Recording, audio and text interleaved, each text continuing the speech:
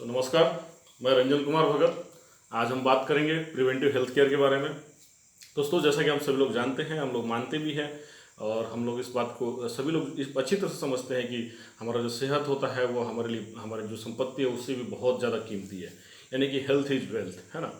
लेकिन विरोधाभास देखा गया है कि अक्सर हम लोग जो हमारे जो यौन अवस्था होता है या फिर यूथ स्टेज जो होता है, मतलब 25 से लेकर 40 के उम्र के बीच की अगर हम बात करें तो हम अक्सर हमारे सेहत को नज़रअंदाज करते हैं।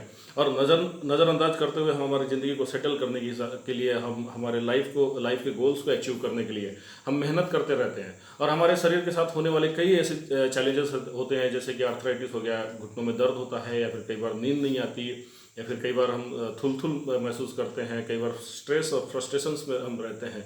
तो हम इन सभी चीज़ों को नज़रअंदाज कर देते हैं। और नज़रअंदाज करने के साथ साथ क्या होता है कि हमारे साथ जब हम एक 40-45 की उम्र में आते हैं तो हमारे साथ कुछ ना कुछ दिक्कतें शुरू हो जाती है, और वो ऐसी क्रोनिक स्टेज में चली जाती है कि उस समय हमारे पास डॉक्टर के हिसाब से जीना पड़ता है। मतलब हम हमारी ज़िंदगी हमारे मर्जी से नहीं जी सकते, हमें डॉक्टर जो कहेगा उसके हिसाब से हमें रहना पड़ता है। और मतलब डर डर के जीना पड़ता है कि कहीं मुझे कुछ बड़ी बीमारी ना हो जाए या फिर ऐसा कुछ ना हो जाए। सो इसलिए मैंने कहा कि जो हेल्थ इज वेल्थ हम बोलते हैं उसमें एक विरोधाभास नज़र आता है ना। तो ये सच्चाई है कि हम सभी लोग मेहनत करते हैं हमारे लाइफ के गोल्स को अचीव करने के लिए, लेकिन इस बीच हमारे जो सबसे कीमती जो चीज़ है हमारे पास, वो है हमारी सेहत। क्योंकि जब हम पैसा कमा लेते हैं, हमारे पास सब कुछ होता है, उस समय हम जब उसको एंजॉय करने का सोचते हैं, तब हमारे पास सेहत कहीं ना कहीं हमारी परमिशन नहीं देती उस चीज़ को, हमने जो दौलत कमाई हुई है उसका उपभोग करने के लिए। कहीं ना कहीं हमारी जो सेहत है वो हमें परमिशन नहीं देती है। हम चाहते तो बहुत कुछ करना चाहते हैं, हम एंजॉय करना चाहते हैं, लेकिन कई लोगों के साथ ये दिक्कत होती है कि उन्हें अर्थराइटिस जैसी बीमारियां पकड़ लेती है, या फिर कुछ अलग ही हेल्थ इश्यूज आते हैं, डायबिटीज़ हो जाती है, शुगर हो जाता है, फिर ऐसे बहुत सारी चीज़ें हैं। तो अगर हम ध्यान देंगे दोस्तों, तो ऐसा क्यों होता है कि हमारे साथ ये सब बीमारियां होती है ना। और ये सब क्यों होता है, हम हमारे सेहत की तरफ ध्यान देके हम इन सारी चीज़ों को अचीव नहीं कर सकते, हमारे लाइफ को सेट नहीं कर सकते, हमारे गोल्स को अचीव नहीं कर सकते। तो दोस्तों ये सब हो सकता है। जैसे कि अगर आप देखेंगे एक 20 साल पहले या फिर 40 साल पहले का अगर देखेंगे, तो हमारे जो पिताजी हम बोल सकते हैं कि उम्र के जो लोग हैं वो आज भी 60-70-80 की उम्र तक जी रहे हैं, और ठीक है, मतलब थोड़े तंदुरुस्त है कुछ कुछ चैलेंजेस के साथ। और वही अगर हम देखेंगे कि आज की जो जनरेशन है, पिछले तो 30-40 साल पुरानी जो जनरेशन है, उनको अगर हम देखेंगे तो लाइफ एक्सपेक्टेंसी बहुत कम हो चुकी है ना। और वो तो है ही है, साथ ही साथ ये भी एक दिक्कत है कि आजकल जो युवा हैं, जो बच्चे हैं, छोटे छोटे बच्चे हैं, उनको भी डायबिटीज़ हो रहा है। कई जो बच्चे हैं उनको बैक पेन होता है, कई जो बच्चे हैं उनको मतलब कमजोरी फील होती है ना। अगर आपके अगर छोटे बच्चे होंगे तो आप ये शायद आप ये समझते होंगे, कहीं ना कहीं ये चैलेंज आता ही होगा, पढ़ाई में मन नहीं लगता है ना, कई बच्चों को चश्मा लग चुका है।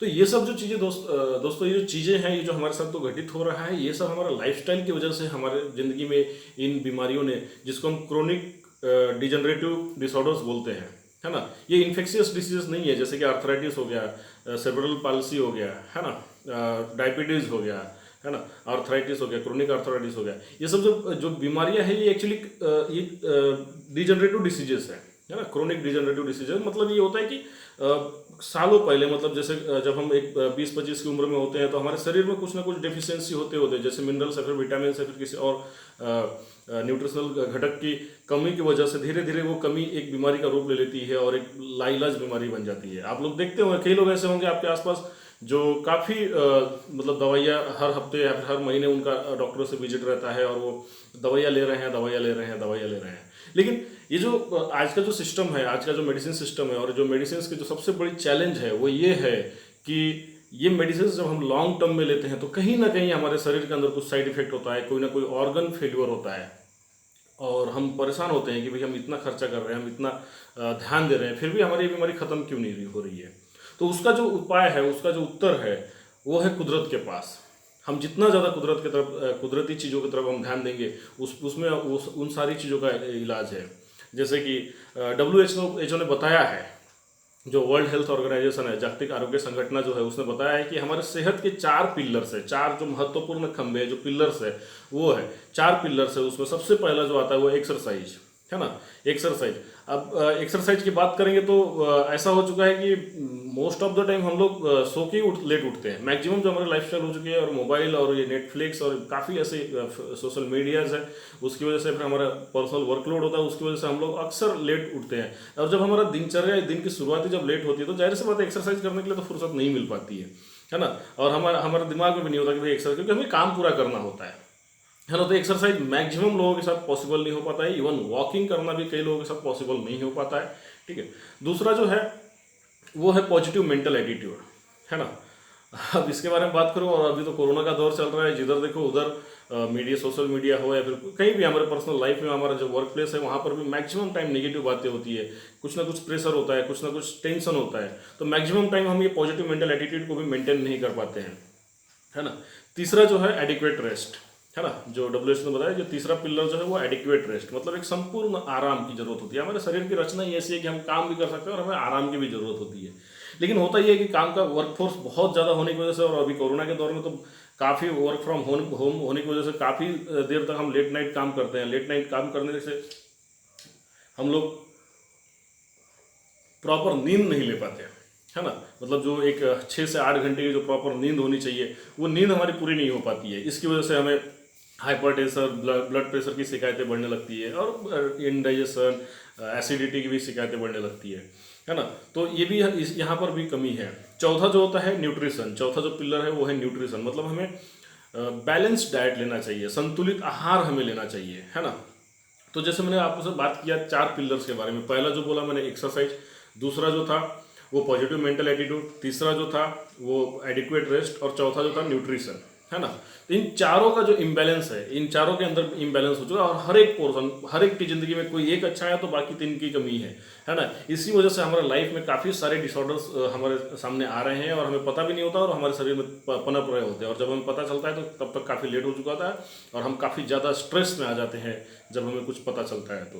तो दोस्तों, इन सबसे बचने का जो चीज़ें हैं, तो आप एक्सरसाइज, जैसे WHO बोलता है कि आपने रोज कम से कम 1 से 2 घंटे एक्सरसाइज करना चाहिए, है ना। जो मैक्सिमम टाइम हम कर पाते हैं, ये हमारे हाथ में है।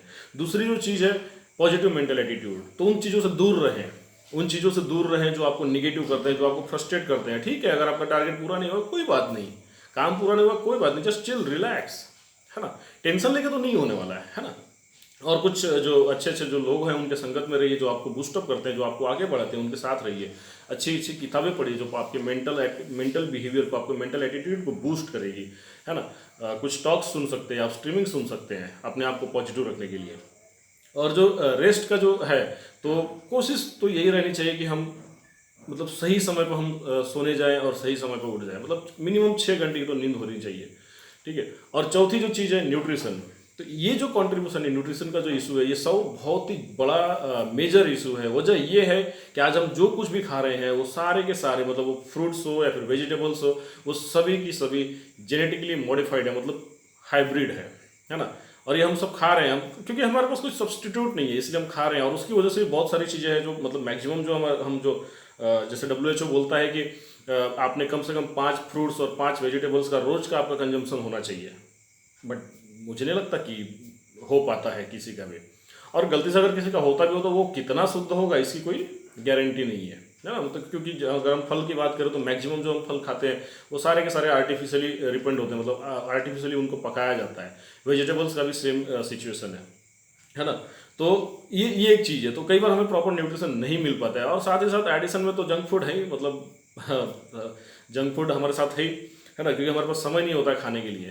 तो हम इन चीज़ों को किस तरह से कॉम्पेंसेट कर सकते हैं, न्यूट्रिशन की जो गैप है, हमारे शरीर को जो न्यूट्रिशन चाहिए उसको हम किस तरह से फुलफिल कर सकते हैं, तो उसके बारे में मैं आपको सलाह दूंगा सप्लीमेंट्स की। जो एक बेहतर सप्लीमेंट्स आप ले सकते हैं, आप मतलब ऑन द वे आप उसको कंज्यूम कर सकते हैं, है ना।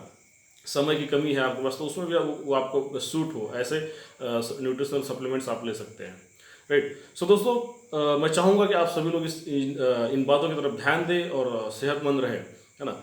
अब इसके ऊपर अगर क्या करना है क्या नहीं करना है, अगर आपको कुछ भी चैलेंजेस है तो आप मुझसे संपर्क कर सकते हैं। मेरा मोबाइल नंबर है 9860971348। सो इसी के साथ आज विदा लेते हैं, मिलते हैं अगले वीडियो में। नमस्कार।